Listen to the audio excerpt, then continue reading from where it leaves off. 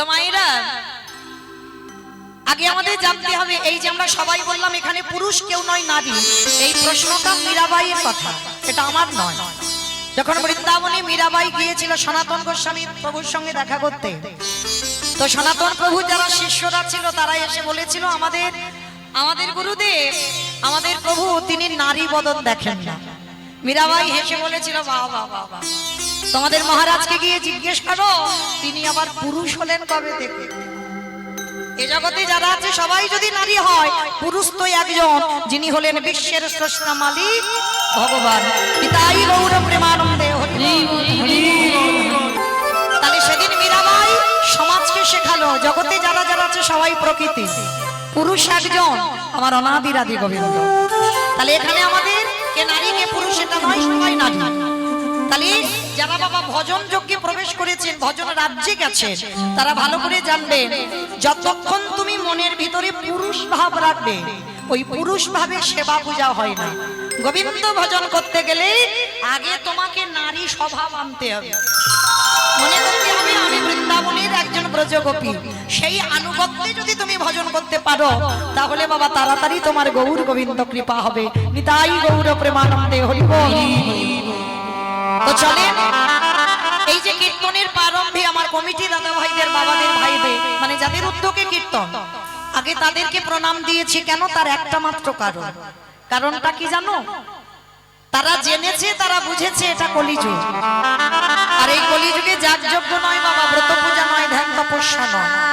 চৈতন্য মহাপ্রভু বললেন কেউ যদি বারব্রত না করে তাতে অসুবিধা হবে না, কেউ যদি ধ্যান তপস্যা না করে তাতে অসুবিধা হবে না, কেউ যদি পূজা অর্চনা না করে তাতে খুব একটা অসুবিধা হবে না। কিন্তু কলির মানুষকে একটাই পদ অবলম্বন করতে হবে বাবা, সেটা কি? হরির নাম হরির নাম হরির নামই বকে কালে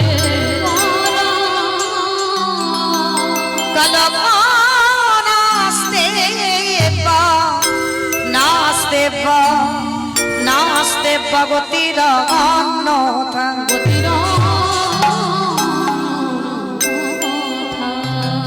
কলির মানুষের হরিনাম ছাড়া কোনো গতি নাই, কোনো গতি নাই, কোনো গতি নাই।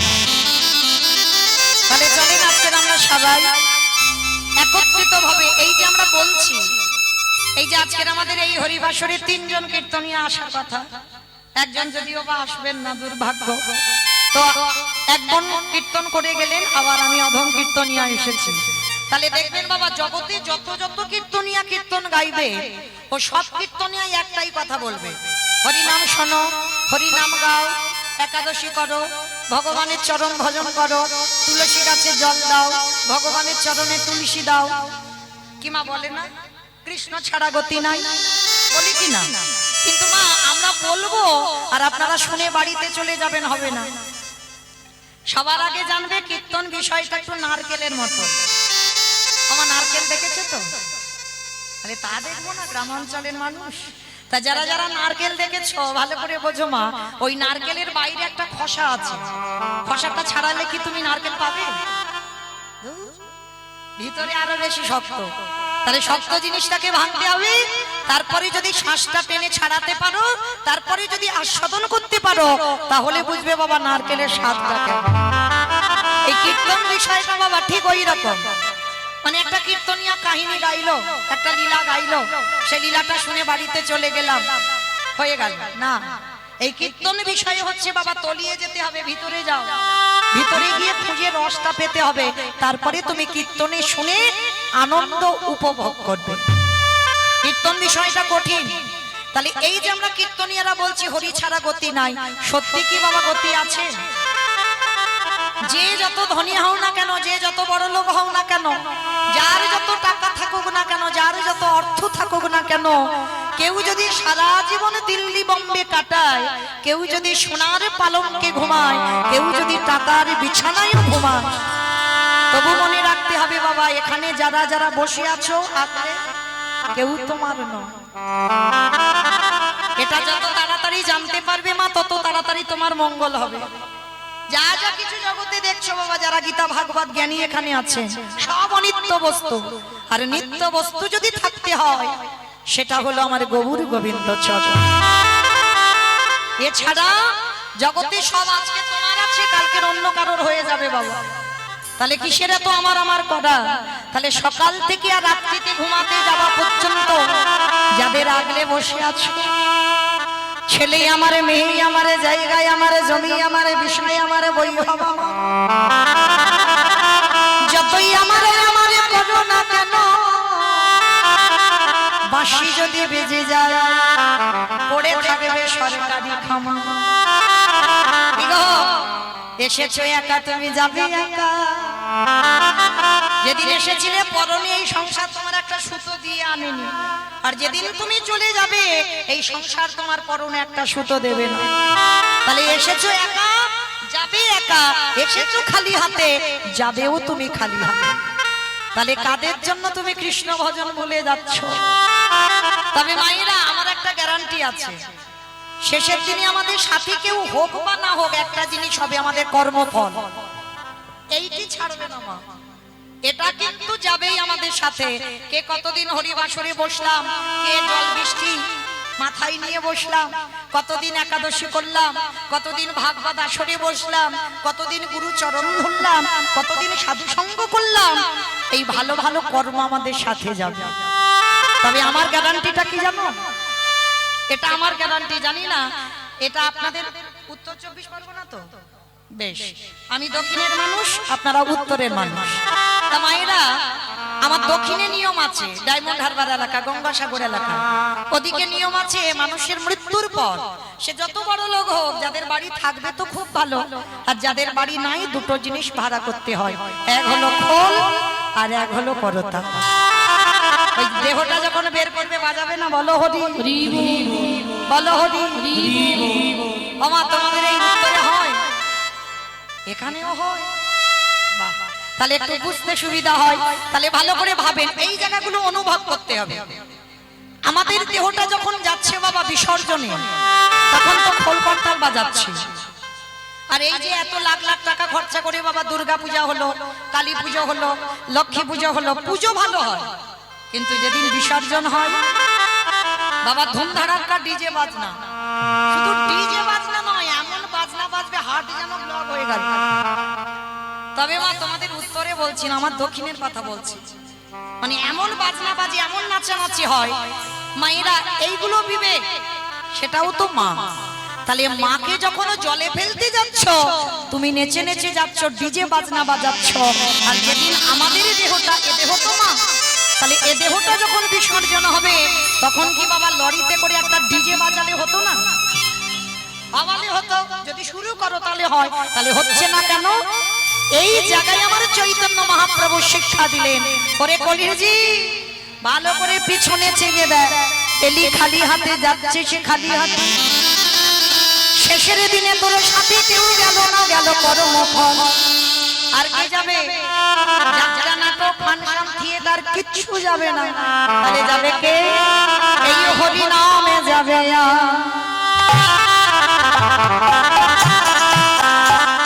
আমাদের পচা দেখা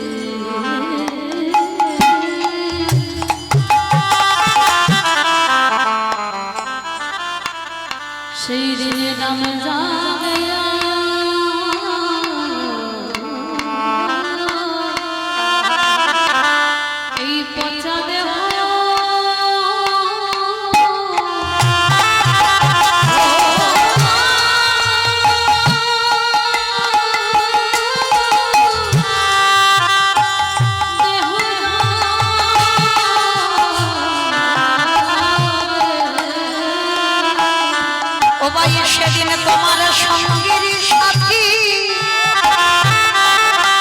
সাথী কেহ থাকবে না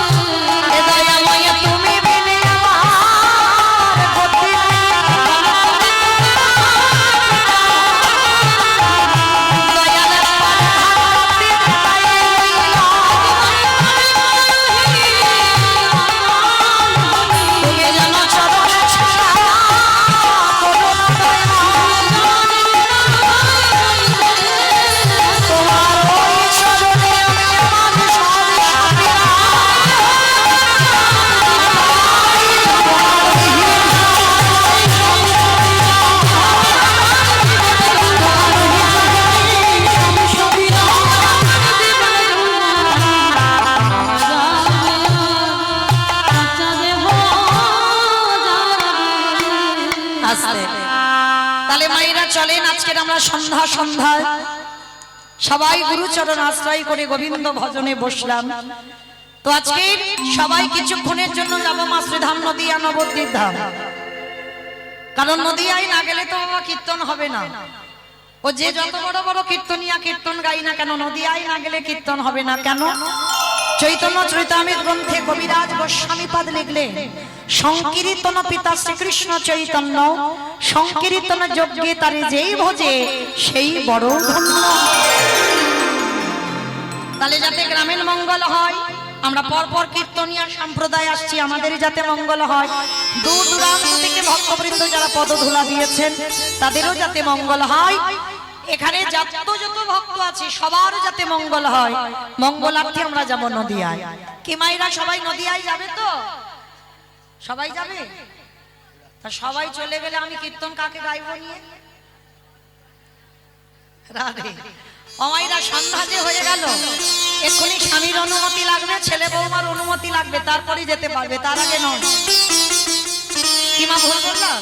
কিন্তু একজনকে কোনো কৈফিয়ত দিতে হয় না, কোনো অনুমতি নিতে হয় না। বলো তো সে কে? মন। বেশ, মন। এই মন হচ্ছে বাবা খুব স্বাধীন। এই মনকে কারো কাছে কিছু বলতে লাগে না, অনুমতি নিতে লাগে না, কৈফিয়ত দিতে হয় না। তাহলে মন স্বাধীন থাক, দেহগুলো ছেলে পুলে মানুষ করুক, স্বামী সেবা করুক, মনগুলো নিয়ে যাব সুরধনী গঙ্গাতে। কারণ এই যে এখানে আমরা যারা বসে আছি বাবা, আমরা অনেকে বলি না আমরা সংসার করছি, না, এখানে কেউ সংসার করিনি, সবাই সং সেজেছো। সারের কিছু হয়নি বাবা, সার তো তখন হবে কখন জানো? আমার ঢেকি দেখেছো? ঢেকি দেখেছো? অবশ্যই দেখেছো। আগেকার দিনে ছিল, এখন আর তো সব মিক্সচার মেশিন হয়ে গেছে, আর ঢেকি ঢেকি এসব লাগে না। মানে আগেকার দিনে সে বছরে একবার পিঠে পুলি হতো, আর এখন যদি রোজ মনে করো রোজ খেতে পারবে, তাই না? জগৎ উন্নত। হ্যাঁ, এবার লক্ষ্য করে দেখেন, এই যারা ঢেকি দেখেছো, ঢেকি কি হয় বাবা? দুইজনে পাত দেয়, দেয় কি না?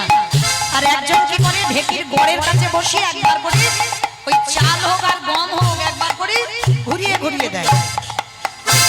কি মানে কি না? মানে অনেক ছোটবেলায় দেখেছি, তবু মনে আছে। তো এই যে ঢেকিটাই দুইজন পাত দিচ্ছে, আর একজন সংসারী মা ঢেকিতে চাল কোটাতে গেছে, কাজ কিন্তু করে যাচ্ছে, ঢেকি বন্ধ নেই। তো হঠাৎ ছেলে এসে বলছে, মা স্কুলে যাব, জামা কাপড় কই? বলে, খোকা আল্লাহতে আছে গুছানো, তুই একটু পরে চলে যা। আবার একটু পরে স্বামী এসে বলছে, হ্যাঁ গোবিন্দি কাজ তো করে যাচ্ছ, তো আমার খাবার টাবার করেছো কিছু? বলে, টেবিলে রাখা আছে, তুমি একটু আজকের বেড়ে খেয়ে নাও। এতগুলো কথা বলছে, সেই সংসারী মা। বলো তোমার মনটা কোথায় আছে?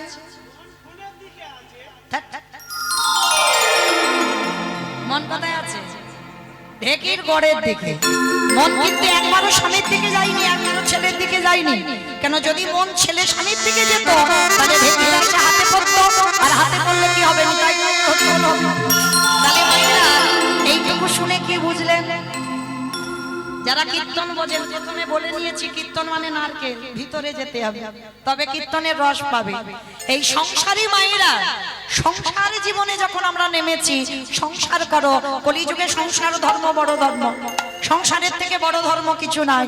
কিন্তু সংসার করতে গেলে তার কায়দাটা জানতে হবে। কিরকম? দেহটা স্বামী সেবায় দাও, এই দেহটা দিয়ে সন্তানকে যত্ন করো, আদর করো, স্নেহ করো, কিন্তু খবরদার মন যেন ওই দিকে চলে না যায়। যেমন ঢেকির পরে তোমার মন ছিল, কথা বলছিলে তুমি স্বামী ছেলের সঙ্গে, ঠিক তদ্রূপ ওই ঢেকির গড় সমান গোবিন্দ চরণ, ওই দেহটা স্বামী সেবাই দিয়ে মনটাকে ঢেকির গড় সমান গোবিন্দ চরণে রেখে এই জগতে যে জন সংসার করতে পারবে তারই অচিরে কৃষ্ণ।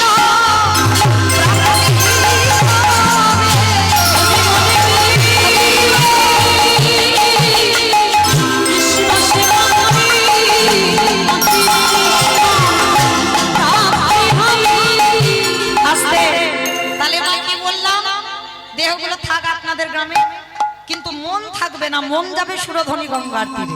কেমন? চলো মনগুলো নিয়ে যাই।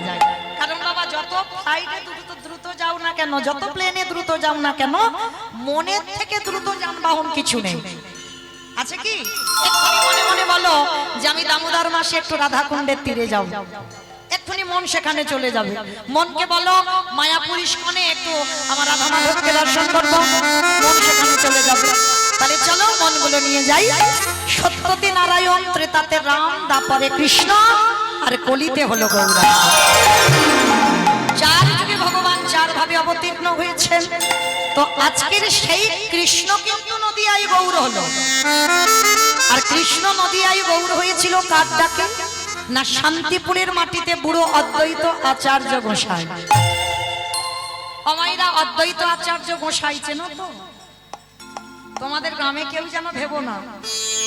পঞ্চতত্ত্ব ছবি যাদের বাড়িতে আছে দেখবেন, শ্রীকৃষ্ণ চৈতন্য প্রভু নিত্যানন্দ শ্রী অদ্বৈত গদাধর শ্রীবাস আদি গৌর ভক্তদের। মাঝখানে যে ছেলেটা দাঁড়িয়ে আছে নিমাই, ও সবাই জানে। আর ওই ছেলেটার ডান দিকে দেখবে একটা বয়স্ক লোক, চুল গোপ দাড়িগুলো বাবা সব পেকে গেছে। কেন পেকেছে? জানো? মহাপ্রভুর থেকে 52 বছরের বড়। তো যিনি 52 বছরের বড় হবে তার তো চুল গোপ দাড়িগুলো পাকবে বাবা। আর উনি 12 বছর তুলসী ভাসিয়ে আমার কৃষ্ণকে গৌর করে এনেছিলেন। তো যেদিন আমার গৌর এলো সেদিন নদিয়ার অবস্থাটা কেমন ছিল? জয় জয়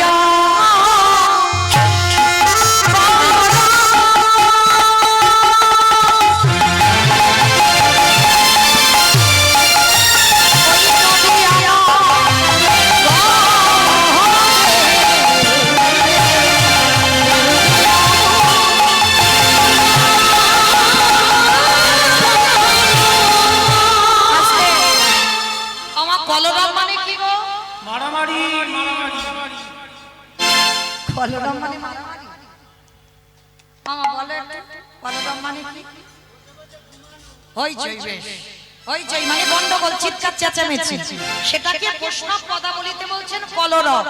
তো মহাপ্রভু যেদিন নদিয়ায় এসেছিল বাবা সেদিন একটা গন্ডগোল হচ্ছিল। আমার সে গন্ডগোলটা তো এখানে হচ্ছে না, হচ্ছে দেখো একটা গুনগুন আওয়াজ হচ্ছে, কিন্তু ওই আওয়াজটা হলে হবে না। যেখানে হয় হরিনাম সেটাই নবদ্বীপ ধাম। তাহলে এটা যদি নবদ্বীপ হলো তাহলে এখানে কলরব কই, গন্ডগোল কই?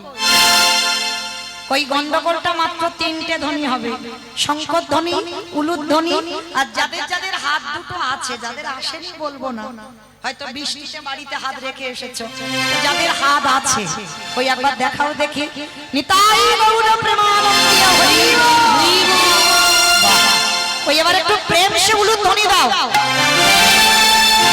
আজ জয় জয়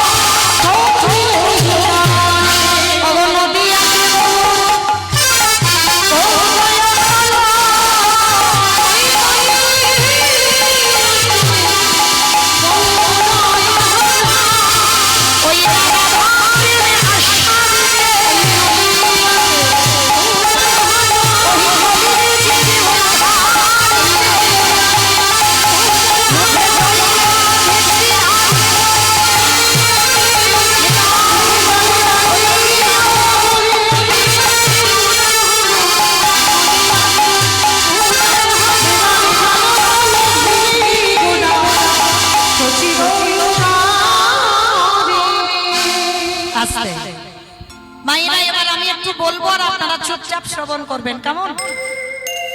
কৃষ্ণ কলিযুগে গৌর হয়ে এসেছে শুধুমাত্র অদ্বৈত আচার্যের ডাকে। কেন? জগতে কি বাবা ভক্তের অভাব ছিল? নিশ্চয়ই ছিল না। লাখ লাখ ভক্ত আছে, কোটি কোটি ভক্ত আছে, কিন্তু ভগবান একেবারে শান্তিপুরে ওই 52 বছরের বুড়োর ডাকে কেন এলেন? তাহলে আজকের আমাদের জানার প্রয়োজন, মা ওই শান্তিপুরের বুড়ো মালিটা কে, যার একটা নাম হচ্ছে বাবা মৃত্যুঞ্জয়।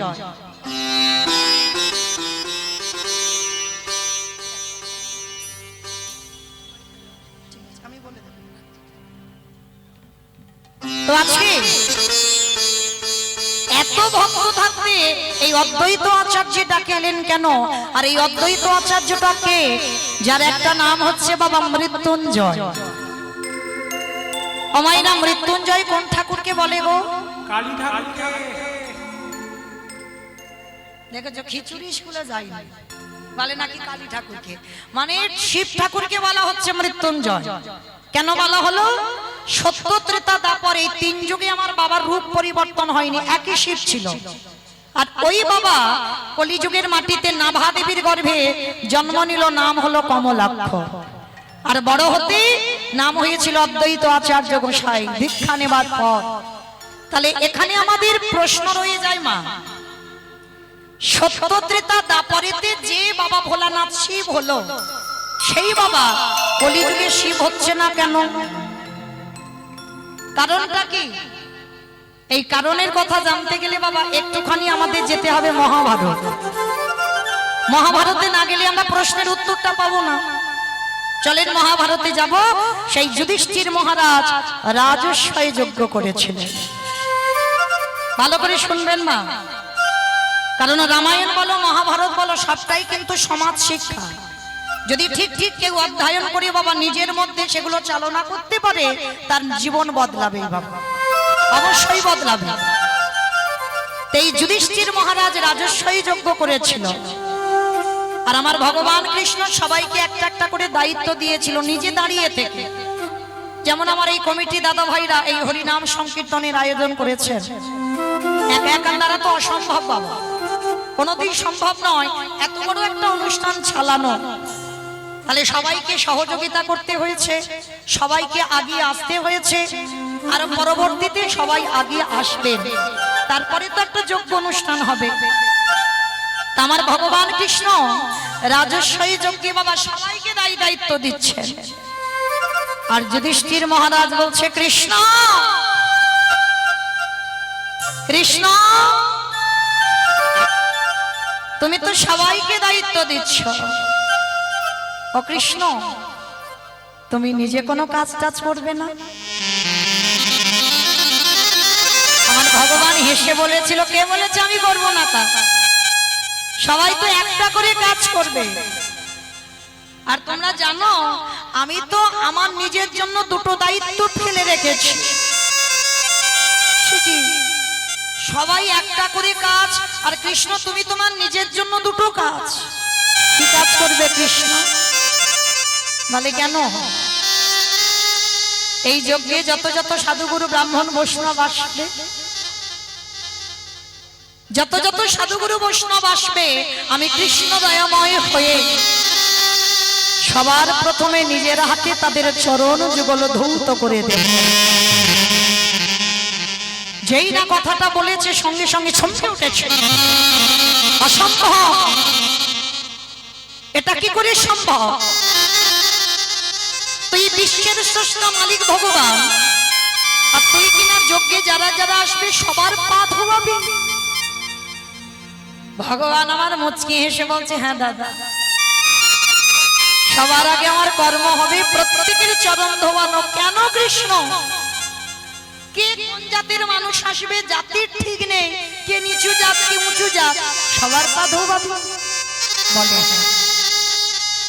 আচ্ছা মায়েরা, এই জায়গাটা ভালো করে একটু হৃদয় অঙ্গ করে দেখে। ভগবান হয়ে যার কোনো কিছু অভাব নেই, যিনি বিশ্বের শ্রেষ্ঠ মালিক ভগবান,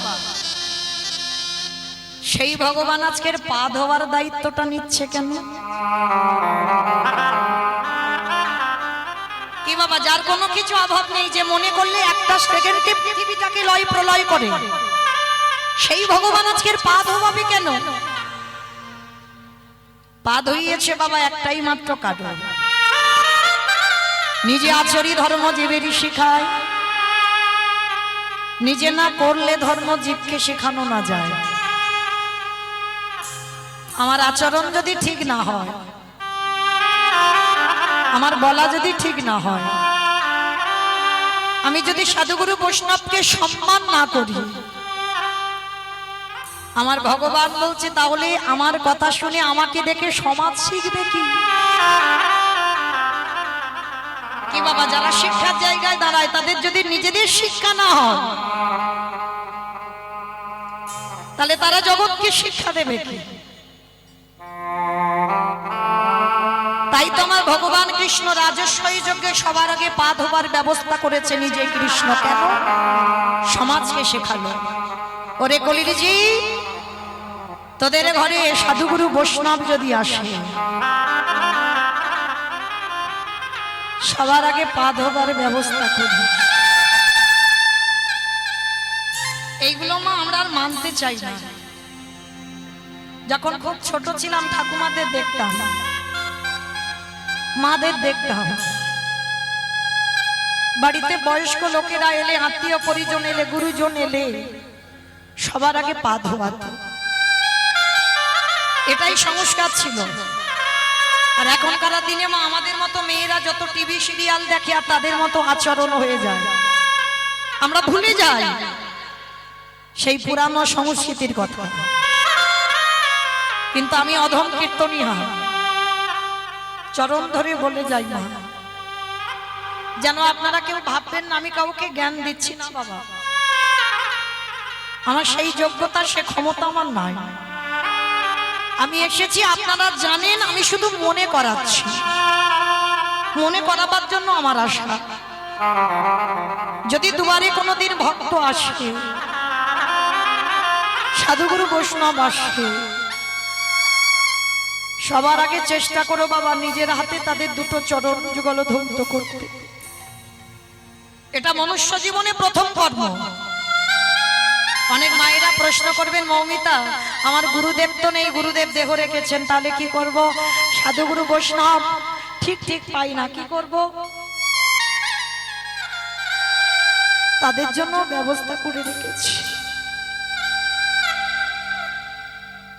আমি করিনি মা, ভাগবত করেছে। ভগবান কৃষ্ণ সুদামাকে তো বলেছিল, সুদামা এই পৃথিবীতে সব থেকে বড় গুরু তো যে যার ঘরের বাবা মা। সব থেকে বড় গুরু যে যার ঘরের বাবা মা। তারপরে গুরু হলো শিক্ষা গুরু, দীক্ষা গুরু, তারপরে গুরু হলাম আমি ভগবান। কই আমার ভগবান তো সবার আগে কোনোদিন বলেনি সবার আগে আমি বড় গুরু। আগে বাবা মার জায়গাটা দিয়েছি। কেন জানো? ভগবান জগৎকে বোঝাতে চাইলো, যদি কেউ পিতামাতাকে সেবা করো, তাকে নবদ্বীপ, বৃন্দাবন, হরিদ্বার, দক্ষিণ ভারত, পশ্চিম ভারত, কুম্ভ মেলায় কোথাও যেতে হবে না। ভগবান বলছে আমি সারা জীবন সেই ভক্তের দুয়ারে আমি বন্দী হয়ে যাই। বুঝি ভাই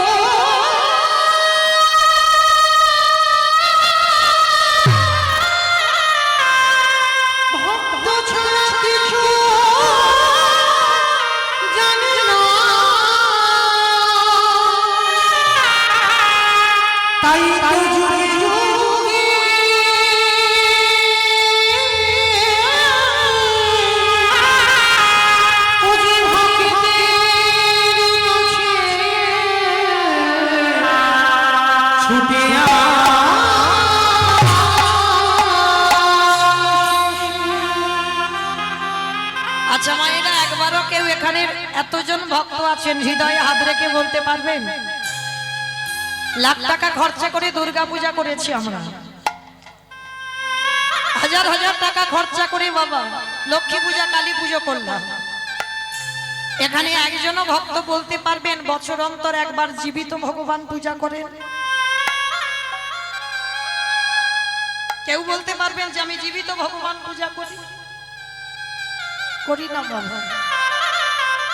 পাথরের মূর্তি সেবা করো, কাঠের মূর্তি সেবা করো, মাটির মূর্তি সেবা করো, আর যে ভগবান কথা বলতে পারে, যে ভগবান খায়,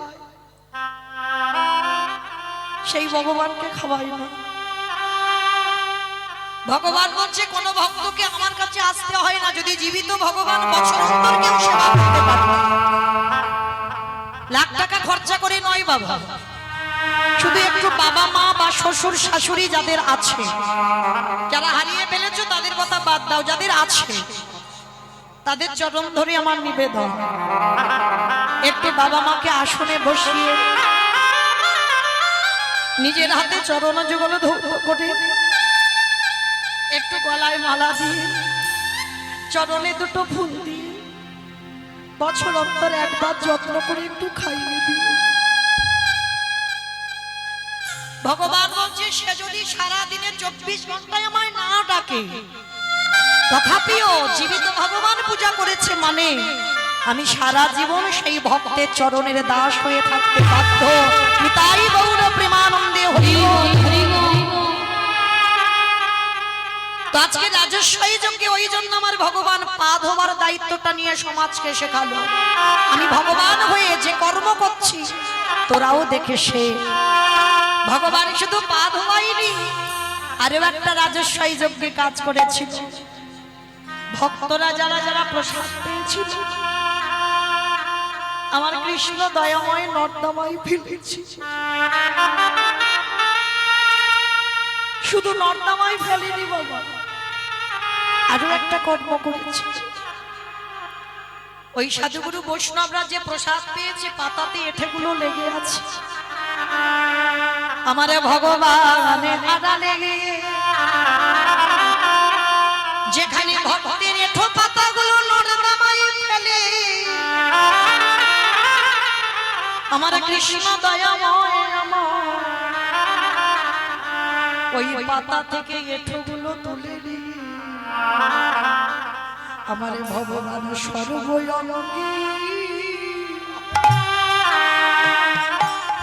অঙ্গলে পড়ে বলে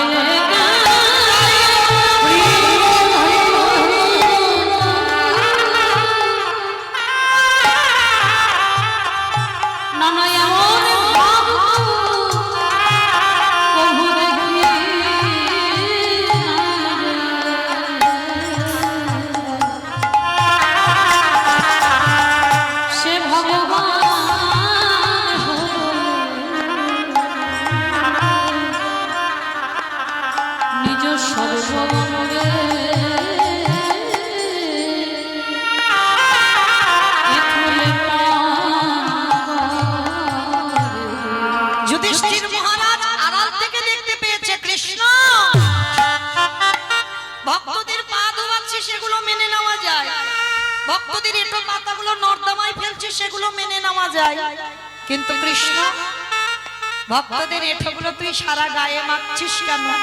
তোর ঘৃণা হচ্ছে না? আমারে ভগবান হেসে বলল দাদা গো, এ যে হলো আমার কর্মফল।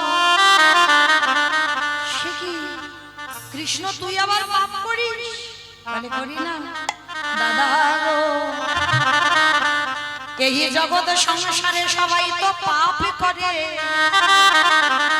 শোনো দাদা তোমায় আমি বলে রাখি, আমি ভগবান হয়ে শুধু পাপ করি না, আমি হলাম মহাপাপী।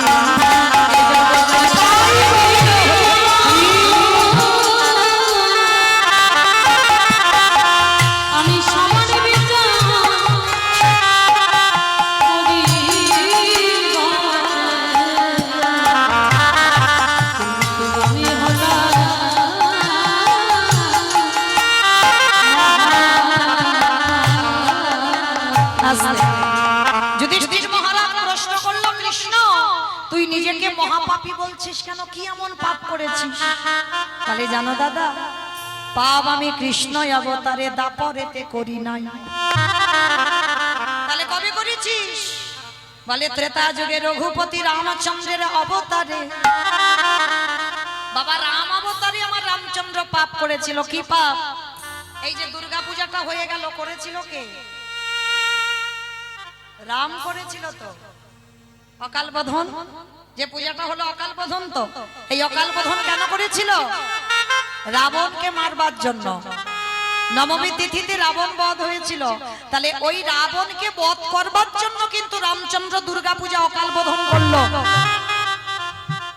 আর সেই রাবণকে মেরে আমার রামচন্দ্রের মাথার চুল থেকে পায়ের নখ পর্যন্ত পাপী হয়ে গেল। অমাইরা এই জায়গাটা ভালো করে শোনেন, ভাবা যায়, এটা বিশ্বাস করা যায় যে রাবণের মতো দুরাচারকে মেরে আমার রামচন্দ্রের মাথা থেকে পা পর্যন্ত পাপ হয়েছে? কি মা আপনারা বিশ্বাস করেন? বিশ্বাস করেন যে রাবণকে মেরে রামের পাপ হয়েছে? আচ্ছা আগে বলো তো দেখি, রাবণ ভালো লোক ছিল না খারাপ লোক ছিল?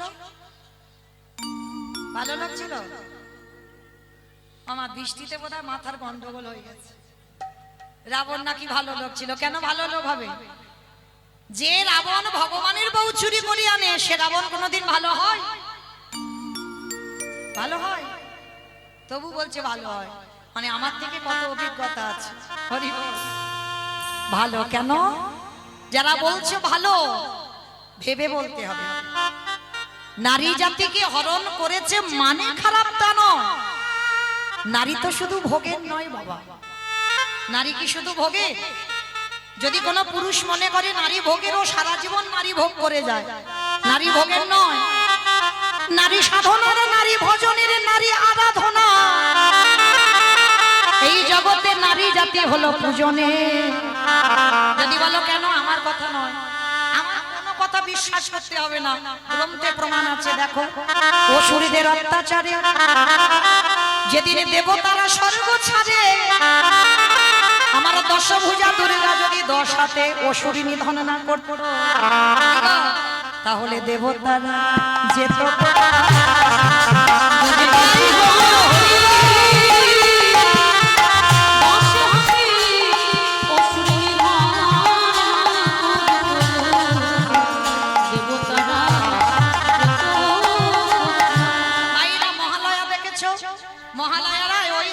দেখেছি আমরা, দেবতাদের তেজ দিয়ে নারী সৃষ্টি করলো, পুরুষ নয়। আর সেই নারী অসুর নিধন করে দেবতাদের দেবত্ব ফিরিয়ে দিল। তাহলে নারী পূজনীয় নয়? ভালো করে দেখেন, ওই চণ্ডী ঠাকুরের রামের চরণ ভজন করে পেয়ে গেল রাধা মাধবের কৃপা। বিল্লমঙ্গল একজন পতিতা নারী বারানিতা, সেই পতিতা নারীর চরণ সেবা করে আমার রাধা মাধবের কৃপা পেল। জয়দেব গোস্বামী মা পদ্মাবতীর চরণ সেবা করে কৃপা পেল। কি গো নারী ভোগে? শ্রী শ্রী রামকৃষ্ণ পরমহংসদেব মা শারদার চরণ সেবা করলো। বিবেকানন্দ ভগ্নী নিবেদিতার চরণ সেবা করলো। তাহলে নারী ভোগের নয়। কেউ যদি মনে করে নারীকে ভোগ করব, সারা জীবন ভোগ করে।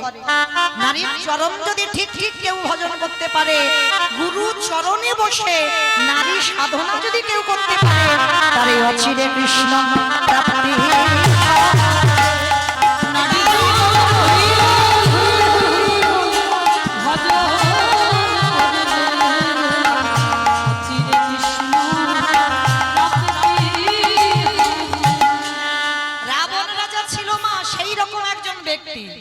রাবণের বাইরেটা কঠিন ছিল, কিন্তু ভিতরটা নয়। দেখবেন বাবা, কোনো কোনো মানুষের সঙ্গে চলাফেরা করলে মানে বাইরেটা মোটে ভালো নয় বাবা, এত মানে খারাপ, সে মানুষের সঙ্গে চলতে ভালো লাগবে না। কিন্তু যখন সেই ব্যক্তির সঙ্গে মেলামেশা করবে, তখন বুঝবে ওই মানুষটার মনটা কেমন। রাবণ ছিল তেমন চরিত্রের মানুষ। সীতামাকে তুলে এনে রাখলো কোথায়? কোথায় মা? অশোক। অশোক মনে রাখলো না? এখানেই তো উত্তর বেরিয়ে গেল। দেখেন, অশোক যেখানে শোকের ছায়া লাগবে না সেইখানে সীতামাকে বন্দী করলো। তাহলে যে রাবণের 10,000 বউ ছিল, তাহলে বাবা প্রয়োজন ছিল না সীতামাকে অশোকবনে রাখার, তার একটা ঘরে রাখতে পারতো তো, কিন্তু রেখেছিল কি না। সীতামাকে তো ভোগ করার জন্য নয়, ওই সীতামা হলো ভব পারাপারের তরণী। ভালো করে তত্ত্বটা বোঝো। আমার তরণী মানে কি গো? নৌকা। বেশ, আচ্ছা বলো তো, এই নদীর ঘাটে যদি একটা নৌকা বাঁধা থাকে, ভালো করে যারা কীর্তন বোঝো তারা উত্তর দিতে পারবে, আর যারা বোঝো না বলতে পারবে না। ওই নদীর ঘাটে যদি নৌকা বাঁধা থাকে, হঠাৎ বাবা যিনি নৌকাটা চালায়, নৌকাটা তীরে রেখে কোথাও খেতে যাক বা ঘুরতে যাক, আর হঠাৎ যদি কেউ কোথা থেকে এসে ওই নৌকাটা ভাঙচুর করে, মাঝির কানে যদি একবার চলে যায়, ওই মাঝি ছুটে আসবে না মা দেখতে যে তার নৌকাটা ভাঙছে? দেখি আসবে কি না? বুঝতে পেরেছ আমার কথা? নাকি আমি বলছি শুধু শুনে যাচ্ছ? তলিয়ে গেছে ভিতরে? বেশ, সীতা যদি নৌকা হয়, আর এই নৌকাটা চালাই কে বলো? কে চালায় নৌকাটা? ড্রাইভার চালায়? নৌকা ড্রাইভার চালায়। অবস্থা দেখেছে? মাঝি তো চালায়। মাঝিটা কে? রামচন্দ্র। বেশ, এই ওই যে বললাম নারকেল, ভিতরে যাও। তাহলে দেখো, তাহলে সীতা যদি নৌকা হয়, আর ওই নৌকাটা চালায় আমার রামচন্দ্র মাঝি, আর ওই চেরিরা অশোক বনে সীতামাকে মারছে, নৌকা তো ভাঙচুর করছে, আর নৌকা যত হারামা হারামা বলে কাঁদেবে, ওই মাঝির কানে যদি একেবারে চলে যায়, আর কি মাঝি থাকতে পারবে? কি গো, থাকতে পারবে? আরো সোজা করে বলবো। আচ্ছা মা, সিনেমা দেখো? আচ্ছা সিনেমা বাদ দাও, সিরিয়াল দেখো তো? বেশ, দেখো, আমি বারণ করিনি, সব দরকার। আচ্ছা যারা যারা সিরিয়াল দেখো, আচ্ছা বলো তো, শুধু কি নায়ক নায়িকা থাকলে জমজমাট হবে? কি করতে হবে? একটা ভিলেন লাগবে, আর ভিলেন হলে কি হবে বাবা? মারামারি হবে, কাটাকাটি হবে, চুরি চারা হবে, তবে তো সিরিয়ালটা জমে উঠবে, তাই না? তবে দেখবে একটা টান টান উত্তেজনা থাকে, মানে আমি বাস্তবে কথা বলছি। তা এই যখন ভিলেন কিছুতে নায়ককে জব্দ করতে না পারে, মানে অনেক রকম করে চেষ্টা করছে, নায়ক মরে না, আমার শেষ পদ্ধতিটা কি নেয়?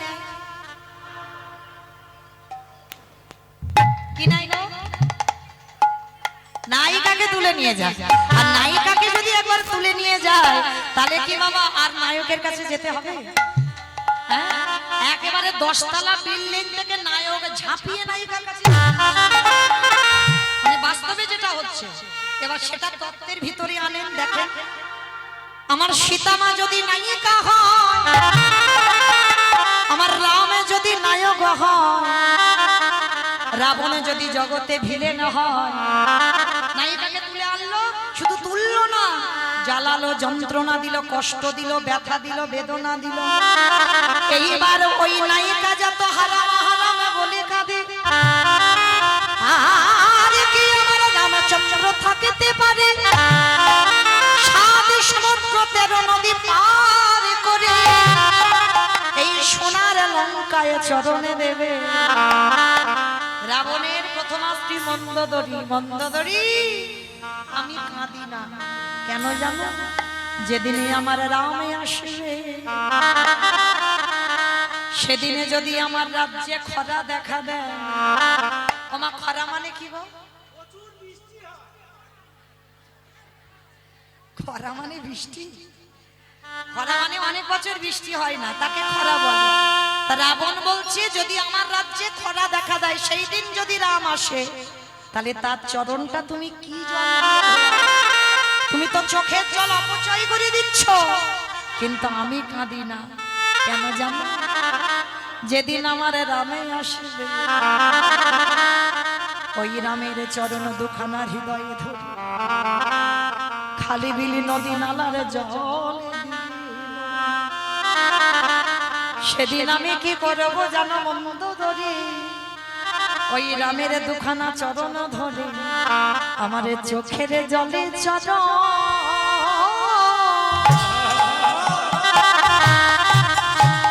আমি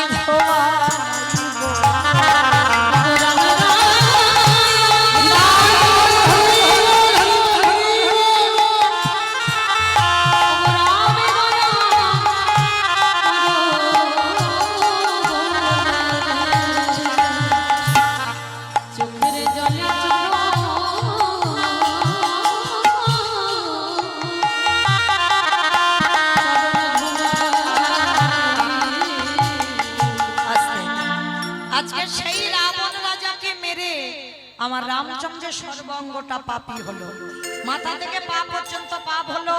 সেই পাপ ধুচ্ছে কবে? কৃষ্ণাবতারে যুধিষ্ঠির রাজস্বই যজ্ঞ।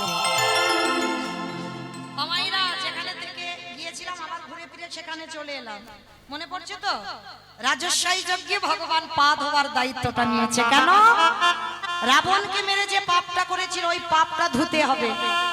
এইবার মায়েরা লক্ষ্য করুন কেমন বিষয়টা ঘটছে। ভগবান যজ্ঞের দরজায় দাঁড়িয়েছে, অগ্নিদেব, পবনদেব, বরুণদেব, ইন্দ্র, ইন্দ্রাণী, ব্রহ্মা, সাবিত্রী, শিব, দুর্গা সব পরপর লাইন দিয়ে আছে। আর কৃষ্ণ একে একে পা ধোয়ায় আর যজ্ঞের ভিতরে প্রবেশ করে। এমন সময় জগৎ জননী মা ডাকছে, প্রাণনাথ, প্রাণনাথ, এদিকে এসো, আমার কৃষ্ণ পা ধোয়াবে, চলো এবার পা দুটো ধুইয়ে নি। বাবা হেসে বলছে, পার্বতী তোমার মাথা ঠিক আছে তো? কৃষ্ণ পা ধোয়াবে আর আমার পা দুটো বাড়িয়ে দেব? শোনো, তোমার যদি ধোয়াবার ইচ্ছা হয় তো তুমি লাইনে দাঁড়াও, আমার পা তো আমার কৃষ্ণ ধোয়াতে পারবে না। এই কথা বলে বাবা ভোলানাথ প্যান্ডেলের বাইরে চলে গেছে। মানে রাজস্বই যজ্ঞে যে প্যান্ডেল ছিল প্যান্ডেলের বাইরে চলে গেছে আর কৃষ্ণ পা ধোয়াচ্ছে, কিন্তু কৃষ্ণের চোখ তো ঘুরে ঘুরে বেড়াচ্ছে। কে কি করে দেখি। এগো মায়েরা, আমি উঁচু জায়গায় দাঁড়িয়েছি, মনে করছেন আপনারা আমি সব দেখতে পাচ্ছি? আমার চোখে ধুলো দেওয়া যায়। কে কীর্তন শুনছে, কে শুনছে না, কে গল্প করে যাচ্ছে, কে পাখার বাতাস খেয়ে যাচ্ছে, আবার কে সন্ধ্যে থেকে এসে দেখছি। নিজে চোখে দেখছি, কিন্তু বলবো না কোন দিকে আছে। তাহলে মায়েরা আপনারাই বলেন, আমার চোখে ধুলো দেওয়া যায়, কিন্তু যে বেটা বাঁশিটা বাজাচ্ছে পারবে? খাতা কলমে হিসেব হয়ে যাবে, কে কীর্তন শুনেছে, কে কেঁদেছে, কে হেসেছে, আর কে শুধু বসে ঘুমিয়ে বাড়িয়ে গেছে। আমার কিছু বলতে হবে না। এইবার ভগবান কি করেছে দেখো, হেঁট হয়ে তো পা ধোয়াচ্ছে, আর বাবা ভোলানাথ আড়ালে গিয়ে মনে মনে ভাবছে কৃষ্ণের চোখে ধুলো দিয়ে যজ্ঞে ঢুকবে। ও বেটা জানে না যে কৃষ্ণের চোখ ঘুরে ঘুরে বেড়াচ্ছে। দেবরাজ ইন্দ্রের থেকে বেশি চোখ। দেবরাজ ইন্দ্রের তো সহস্র লোচন, মানে হাজার চোখ। সেই যে গৌতম মুনির অভিশাপে বাবা অহল্যা সতীত্ব নাশ করেছিল বলে অভিশাপ দিয়েছিল, তোর সর্বাঙ্গে হবে ভোগ চিহ্ন। সেইটা কান্নাকাটি করার পর আশীর্বাদে হলো হাজার চোখ। ইন্দ্রের সারা শরীরে শুধু চোখ ঘুরে ঘুরে বেড়ায়, কিন্তু তার থেকে আমার ভগবানের চোখ বেশি। তা বাবা মনে মনে ভাবছে কি করে ধুলো দেব। বলে দাঁড়াও একটা কায়দা করি। বলে কি কায়দা? আড়ালে গিয়ে দুম করে বাবা কি করেছে জানো? দুম করে একটা কুকুর হয়ে, কারণ জগতে সব থেকে প্রভু ভক্ত কুকুর। এইবার কুকুর রূপটা ধরে মনে মনে ভাবছে কৃষ্ণের পায়ের তলা থেকে গলে ভিতরে চলে যাবে। আর ভগবান পা ধোয়াতে ধোয়াতে হেসেই যাচ্ছে। বলে বেটা দেখেছো আমার চোখে ধুলো দেবে, এত বড় সাহস? আমি রাবণকে মেরে যে পাপ করেছি ওই বেটার পা ধোয়াবো বলে আজকের এই দায়িত্বটা নেব। আর ওই বেটাই আমার চোখে ধুলো দিচ্ছে, বলে এসো তোমার ব্যবস্থা আমি করছি। ভগবান তার মতো কায়দা কেউ জানে? এইবার ভগবান পা দুটোকে ফাঁকা করে রেখেছে, বলে এসো এখান থেকে তো তুমি যাবে। আমি জানি, কারণ তিনি অন্তর্যামী। অনেক ভক্তরা আছি না বাবা, আমরা ভগবানের কাছে ঝোড়া ঝোড়া মানত করি। যারা জ্ঞানী ভক্ত তারা জীবনে মানত করে না, কেন জানো? তারা জানে তিনি ভক্তাধীন, ভক্তের অধীন। তিনি ভক্ত বাৎসল্য ভগবান, তিনি ভক্তের অন্তরে বিরাজমান, তিনি সব জেনে বসে আছেন। তাহলে বড়াই করে বলবো কেন ঠাকুর ছেলের চাকরি দাও? ঠাকুর আমার ছেলের রেজাল্ট ভালো দাও। বলবো কেন? সে কি জানে না আমার মনের ভিতরে কি চলছে? খবরদার জীবনে বলো না, কেমন? যারা জ্ঞানী ভক্ত তারা বলবে না। তো এইবার ভগবান কি করেছে, পা ধুইয়ে যাচ্ছে, আর বাবা ভোলানাথ কুকুর হয়ে গুটি গুটি পায়ে আসছে পিছন থেকে, আর এসে কৃষ্ণের পায়ের তলা থেকে সবে মাত্র মাথাটাকে, আর যেই না মাথাটা কৃষ্ণ দুটো হাঁটু নিয়ে কুকুরের কানের কাছে, এইবার দেখ কেমন লাগে। আর কানের কাছে কুকুরে চেপে ধরলে কুকুর কি করবে? কেউ কেউ করবে না? বারবার বলছে কৃষ্ণ ছেড়ে, কৃষ্ণ ছেড়ে, কৃষ্ণ ছেড়ে, বলে ছাড়বো বলে ধরি নাই। হে বৈষ্ণব আমি গোসাই,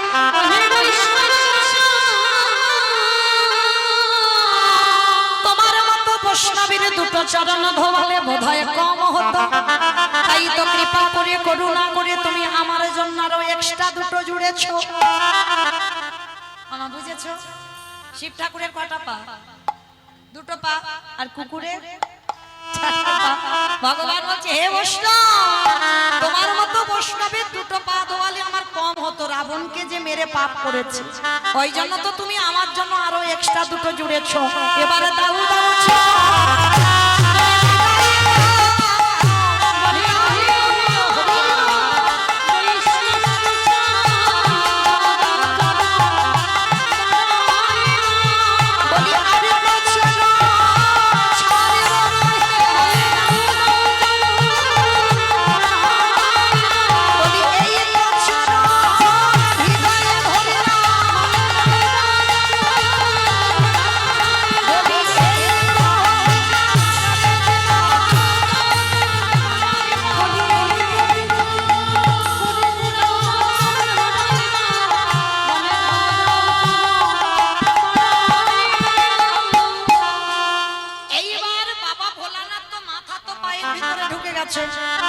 আর ভগবান যত চাপ দিচ্ছে কুকুরটা তো ছটফট করছে, বেরোতে পারছে না। ভগবান কি করেছে, মা মোটা একটা দড়ি নিয়ে কুকুরটাকে বেঁধেছে। রাজস্বই যজ্ঞে সবাই দেখে যাচ্ছে, ভগবান একটা কুকুরকে নিয়ে মেতেছে। আর কুকুরটা যে কি সবাই বুঝতে পারছে না।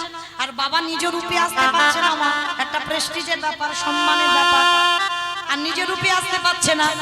এইবার ভগবান কি করেছে, যেই না কুকুরের পেটে বেঁধেছে, চারটে পা ছটফট করছে। ভগবান বলে এবার পায়ের ব্যবস্থা করতে হবে। চারটে পা এক জায়গা বেঁধে দিয়েছে। আর যেই কুকুরের পা বেঁধে দিল, আর কিছু করতে পারবে কুকুর? শুধু ধুলাইয়ে গড়া গড়িয়ে যায়, আর কৃষ্ণ কৃষ্ণ বলে কাঁদে। কৃষ্ণ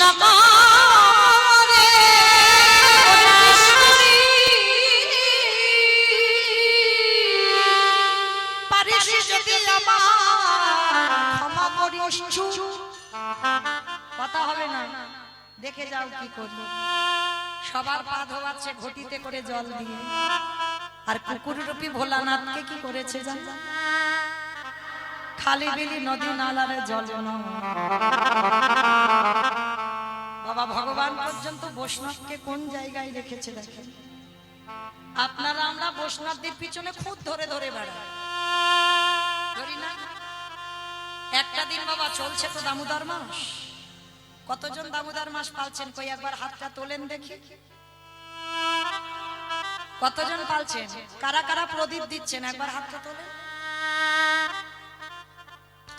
ভগবান,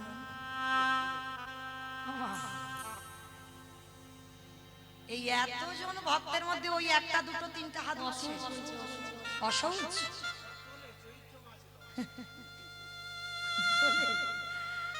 আচ্ছা, সব কি গ্রামের ভক্ত না? এটা বিশ্বাস হচ্ছে না, সব গ্রামের ভক্ত নয়। তাহলে একটা দুটো হাত উঠলো কেন? তার মানে প্রদীপও দাওনি আর দামোদর ব্রত করছো না। আচ্ছা বলো তো, সংসার সুখের হয় পুরুষের গুণে। ঠিক বলেছ, সংসার সুখের হয় পুরুষের গুণে, তাই তো? ভুল বললো? তাহলে কি হবে? এটা আমার কথা নয় তো, খনার বচন।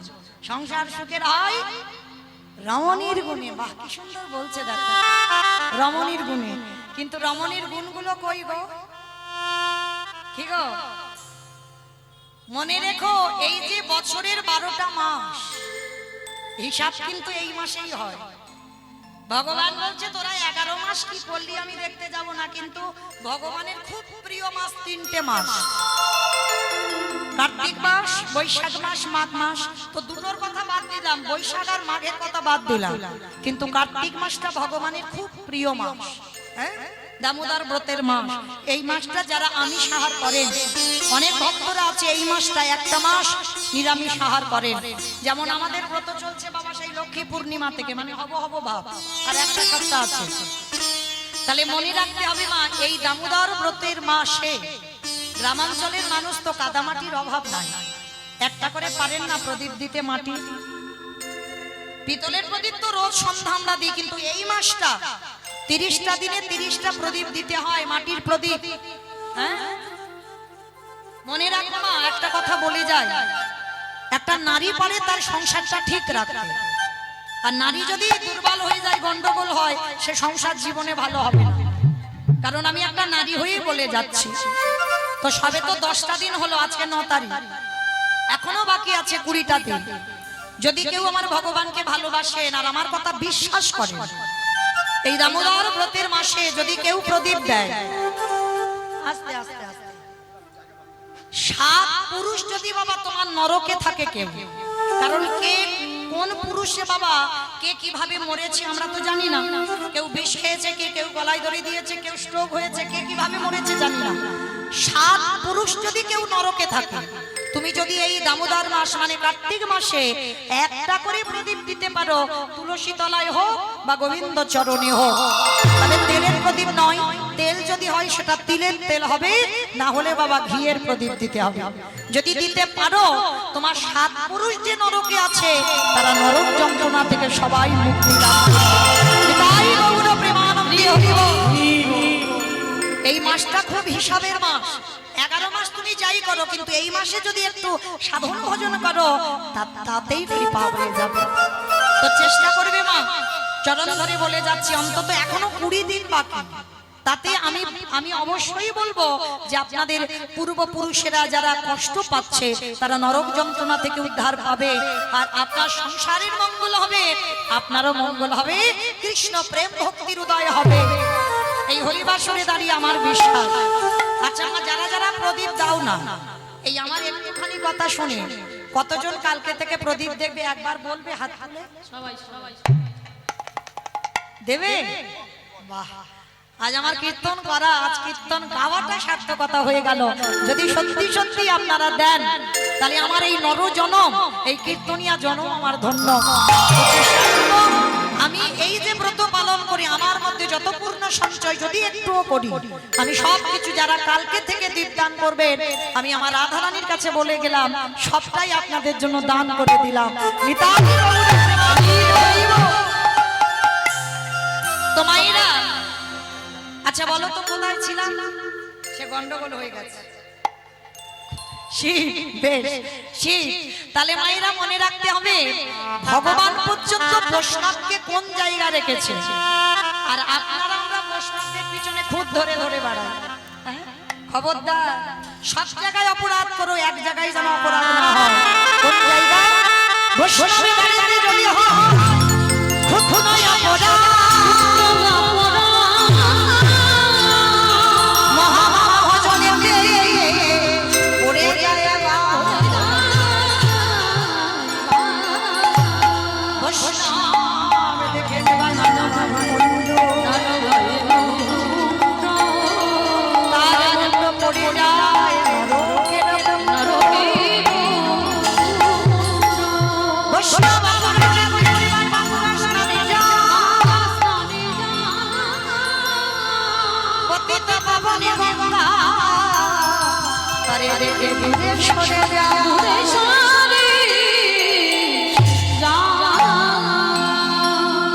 তাহলে মায়েরা চরণ ধরে বলে গেলাম, যেন লোকের প্ররোচনায় পড়ে যেন চপল গোপালের মতো তোমরা অপরাধ করে ফেলো না।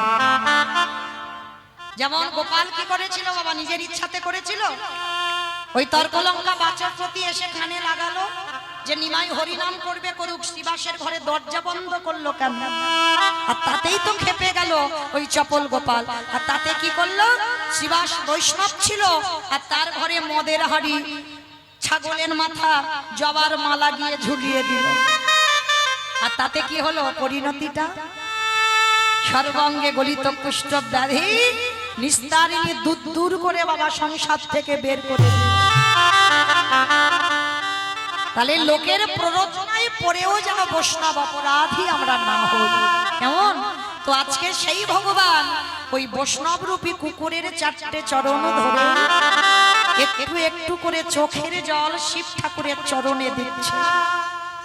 কারণ বাবা আমরা যেমন শিব ঠাকুরের ভক্ত, আমার ভগবানও তো কারোর ভজন করে। কার ভজন করে জানো? পরম বৈষ্ণব বাবা ভোলানাথ। আমার ভগবান কৃষ্ণ বাবার চরণ ভজন করে। তো যেই না চোখের জলটা ওই কুকুর রূপী ভোলানাথের চরণে পড়ল, সেই সময় ভোলানাথ প্রতিজ্ঞা করলো, কৃষ্ণ আগত কলিযুগে আমি কোনোদিন আর শিব হব না, আমি হব অদ্বৈত আচার্য গোসাই। তুই আমার কৃষ্ণ কবি না, তুই হবি নদিয়ার নিমাই চাঁদ। আমার মনে পড়ছে আমি যেখান থেকে এসেছিলাম আবার ঘুরে ফিরে সেখানে গেলাম, প্রশ্ন করেছিলাম সত্যতে শিব, ত্রেতাতে শিব, দ্বাপরে শিব, কিন্তু কলিতে নয়। এই নয় কেন এইটা জানবার জন্য একটু রামায়ণ মহাভারতে গেলাম। এইবার লক্ষ্য করে দেখেন বাবা, আমার পরম বৈষ্ণব বাবা ভোলানাথ সেদিন প্রতিজ্ঞা করলো, কৃষ্ণ আগত কলিতে আমি শিব নয় অদ্বৈত, তুই আমার কৃষ্ণ নয়, তুই হবি নিমাই চাঁদ। আমি 12 বৎসর তুলসী ভাসিয়ে তোকে আহ্বান করব, তোর থেকে 52 বছরের বড় হব। যেদিন আমি ওই শান্তিপুর থেকে সুরধনী গঙ্গায় 3টি তুলসী পত্র ভাসিয়ে তোকে বৈকুণ্ঠ থেকে আহ্বান করব, তুই যেদিন নদিয়ায় নামবি আমি শান্তিপুর থেকে তোর সঙ্গে দেখা করতে যাব। আজ যেমন রাজস্বই যজ্ঞে তোর চোখের জল আমার মতো কুকুরের পায়ে পড়লো, এই কুকুর যেদিন নদিয়ায় যাবে তুই আর আমি দুজনে প্রথম সাক্ষাৎ হবে। আমি কথা দিলাম ওরে সেদিন এমনি করেছি আমি ভোলাই গো।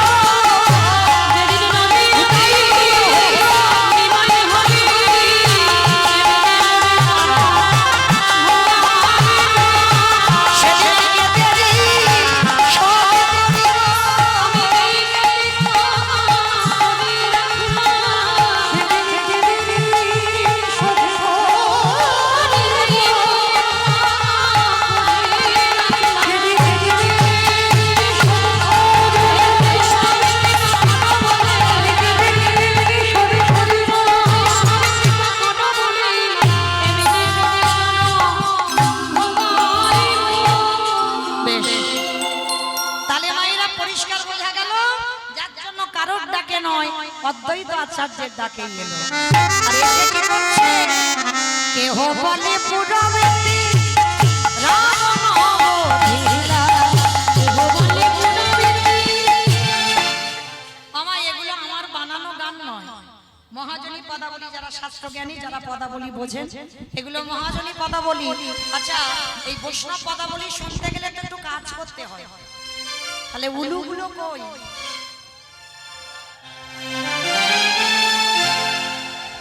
কেহ বলে পুরবেতি রাম অবধিরা, কেহ বলে পুরবেতি আমার গোলামি।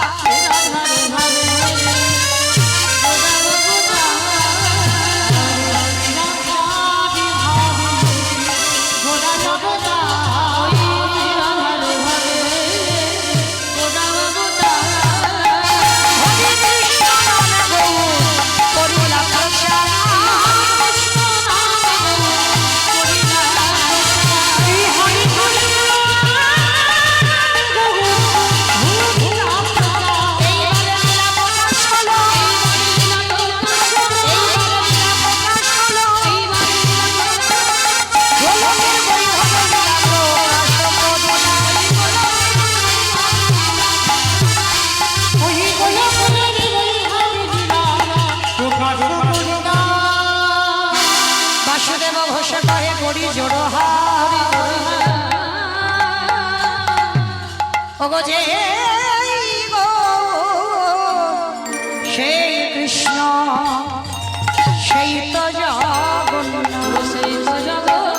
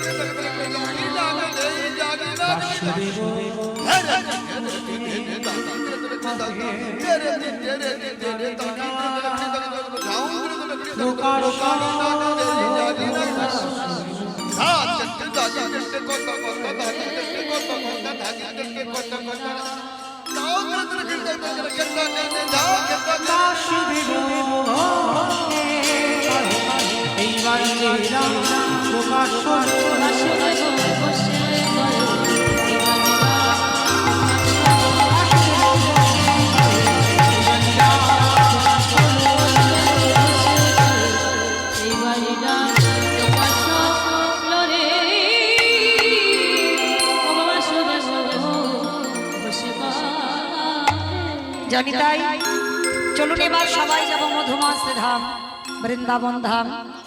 তো এতক্ষণ যখন নবদ্বীপে ছিলাম সবাই দেখি একবার প্রেম সে বলেন তো গৌর সুন্দরী কি নবদ্বীপের ধাম কি সচির নন্দন কি বিষ্ণু প্রিয়া কি ধ্বনিটা হলো কি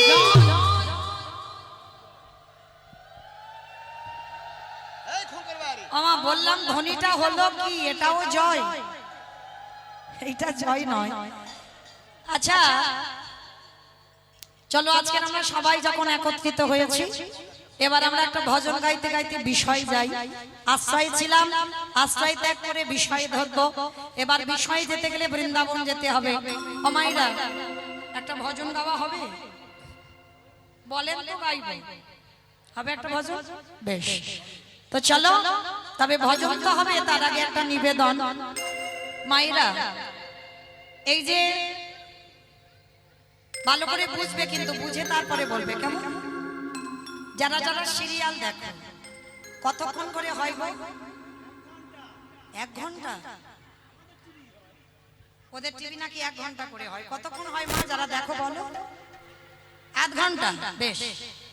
আচ্ছা 1 ঘন্টা গোটাটা হয় হ্যাঁ 15 মিনিট অ্যাডভার্টাইজ দেবে আর 15 মিনিট মূল কাহিনীটা হয়। আচ্ছা মা এই কথাটা কেন বললাম একটু বুঝতে পেরেছো পেরেছো? আচ্ছা যারা পারোনি একটু খুলে বলি। এই যে এতক্ষণ আমার কীর্তন হবে এখনো চলবে এতক্ষণ চললো তো এর মধ্যে বাবা এতটুকু বাবা অনেকে দেখবেন সিরিয়াল দেখতে দেখতে যেই অ্যাডভার্টাইজটা দেয় যেন মাথাটা দেওয়ালে ঠুকি মানে সিরিয়ালটা জমে গেছে তুম করে অ্যাডভার্টাইজ দিয়ে দিল ভাল লাগছে না তবু কিন্তু বসে থাকতে হয় কেন ওই কোম্পানিগুলোই তো সিরিয়ালটা চালাচ্ছে। তাহলে এতক্ষণ আমি কীর্তন গাইলাম 10 মিনিট আপনাদের কাছে আমি চাই কেন এই 10 মিনিট ওরাই তো আমার অনুষ্ঠানটা চালাচ্ছে আর ওদের জন্য যদি না বলি বাবা তাহলে অনুষ্ঠানটা হবে কি করে? তাহলে আমার সঙ্গে আপনাদেরও দেখা হবে না আর আমি আপনাদের কাছে আসতে পারবো না। তাহলে যারা অনুষ্ঠান চালাচ্ছে তাদের জন্য আমি 10 মিনিট আপনাদের কাছ থেকে একটু চেয়ে নিলাম। প্রত্যেকের কাছে আমার নিবেদন আপনারা বুঝতে পারছেন যে কীর্তন হবার কথা ছিল না তবু কিন্তু এই দুর্যোগের মধ্যে দিয়েও হঠাৎ করে বৃষ্টি এলো তবু আমার দাদা ভাইরা বাবারা ভাইরা আমার দিদি ভাইরা যারা আছেন কীর্তন করাচ্ছেন খুবই সমস্যার মধ্যে দিয়ে আর্থিকও সমস্যা আছে। তো তার জন্য আপনাদের কাছে আমার বিনীত নিবেদন যতজন ভক্ত এসেছেন কৃপা করে আপনাদের কাছে আমার বিনীত প্রার্থনা যে আমার দিদি ভাইরা বা দাদা ভাইরা কারা যাবেন আপনাদের কাছে যার যেমন সামর্থ্য আছে যার যেমন ক্ষমতা আছে আপনারা ওদের আঁচলে একটু একটু করে দান করবেন। সবাই যদি একটু একটু করে দেন এতজন ভক্তের মধ্যে তবু অনেক কারণ ব্যাংকে টাকা জমালে নমিনও লাগে কিন্তু এইখানে যদি আমার গোবিন্দ সেবায় ভক্ত সেবায় যদি কেউ কিছু দাও এতে কোনো নমিনও লাগে না, কারণ আমরা ঘরে ঘরে হরিবাস তৈরি করতে পারি না মা। তো যারা করছেন তাদের যদি একটু সাহায্য করতে পারি, সাহায্যের হাতও বাড়িয়ে দিই, তাতেও অনেক পাওয়া। তাই আমাদের দিদি ভাইরা যাবেন আপনাদের কাছে, প্রত্যেকের কাছে নিবেদন বাবা, একটু একটু করে আপনারা দেবেন, কেউ বইমুখ করবেন না, কেমন? আর যারা যারা দেবে মা, চেষ্টা করে যেন ঝনঝন আওয়াজটা না হয়, খালি একটু বেশি বেশি দিও, কেমন? গান কীর্তন চলছে তো, যদি ওই ক্ষুদ্র গুলো দাও ঝন ঝন করে আওয়াজ হবে, এখানে ব্যাঘাত হবে, ওই জন্য বলছে একটু বেশি বেশি ব্যবস্থা করো, কেমন? সবাই কিন্তু দেবে, কেউ বইমুখ করবেন না। তাই গৌর প্রেমানন্দে হরি বল। চলো এবার একটা ভজন গাইতে গাইতে বৃন্দাবন যাব। কই মাইনা আমার সম্প্রদায় নয়, সবাই যাবে, ওই দেখে একটু উলুধ্বনি দাও।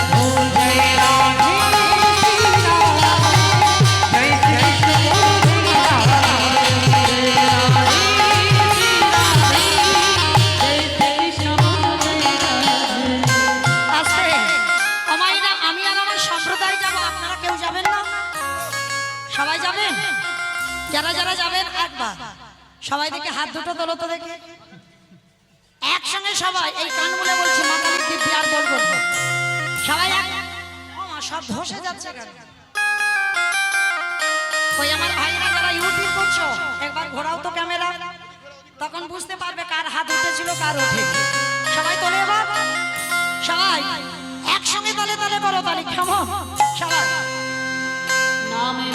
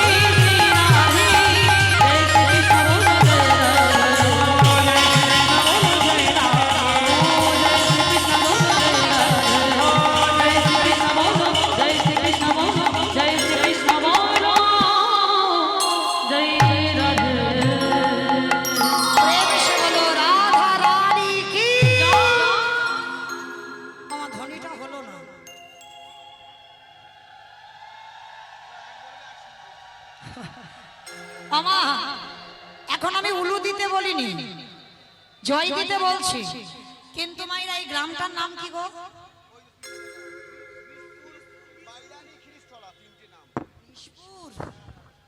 বাবা, বিশপুর বাইনালি, তাই তো? শিরিষতলা। আচ্ছা, আপনাদের এই গ্রামেতে শাশুড়ি বৌমাতে ঝগড়া টগড়া হয় না? হয়? বেশ, তো ঝগড়ার সময় যে গলাটা বার হয় একবার বের করো দেখি। এই হরিবাসরে গলাটা ছেড়ে দাও, কেমন? বলো রাধা রানী কি। তার মানে ঝগড়া হয়। বৃন্দাবনেশ্বরী কি, যমুনা মাইয়া কি, নন্দ গাঁও কি, উষা গাঁও কি, বর্ষানব কি, ভক্তবৃন্দ কি, হরিবাসর ধাম কি, সাধু গুরু বৈষ্ণব কি, আপন আপন গুরু চরণ কি, নিতাই গৌর প্রেমানন্দে। পৌঁছে গেলাম বৃন্দাবন। বৃন্দাবনে ভগবান কৃষ্ণচন্দ্রের 24 জন বন্ধু ছিল। আর 24 জন বন্ধুর মধ্যে বাবা বেশিরভাগ আমরা এখানে যত ভক্ত আছি সুদামার চরিত্র আমরা জানি। সুদামার চরিত্র আমাদের শোনা। কিন্তু বন্ধু বলতে শুধু তো সুদামা নয়, 24 জন বন্ধু মানে 12 জন প্রধান আর 12 জন উপপ্রধান। তার 24 জন বন্ধুর মধ্যে আমরা সুদামার কাহিনীটা জানি, আর তো জানি না। তো চলেন আজকের আমরা আরেকটা বন্ধুর জীবন কাহিনী শ্রবণ করব, যে বন্ধুর নাম হলো মধুমঙ্গল। ভগবান কৃষ্ণচন্দ্রের 12 জন বন্ধুর মধ্যে একজন ছিল যার নাম হচ্ছে মধুমঙ্গল। তো চলো আজকের আমরা সেই কৃষ্ণ সখা মধুমঙ্গল আস্বাদন করব। এক বন্ধু আর এক বন্ধুকে ভালোবেসে তার জীবনের কি দুর্দশা হয়। বন্ধু যদি করতে হয় বাবা, আমার আজকে লীলাটা শ্রবণ করে বুঝতে পারবেন এমন বন্ধু হও। যেমন বন্ধু যদি হতে হয় সুদামার মতো বন্ধু হও। কত দারিদ্রতা ছিল তবু কিন্তু কৃষ্ণকে ভোলে। আজকের মধুমঙ্গলের চরিত্র শ্রবণ করলে বুঝতে পারবেন যে আমার কৃষ্ণকে ভালোবেসে তার দুর্দশাটা কেমন হয়েছিল। তো চলো একটু মন দিয়ে শুনবে মা, কেমন? কি দেখছো? হেলিকপ্টার দেখছো? সবাই এখন হেলিকপ্টারে ব্যস্ত। সব আমায় ভুলে গিয়ে একটু সরিয়ে দাও হেলিকপ্টারটা। সরাও, আমারটা ক্যামেরা তো ওই জন্য মনে করছে হেলিকপ্টার এসেছে।